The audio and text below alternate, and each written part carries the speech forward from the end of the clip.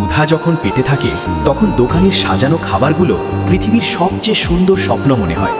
এই ছোট্ট শিশুটির চোখেও ছিল ঠিক তেমনই এক না পাওয়ার আকুতি।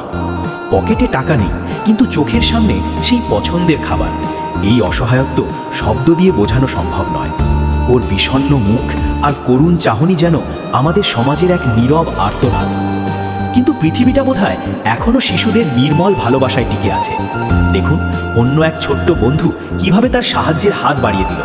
নিজের ছোট্ট সঞ্চয়টুকু দিয়ে সে কেবল খাবারই কিনল না, কিনে নিল তার বন্ধুর মুখে এক চিলতে হাসি।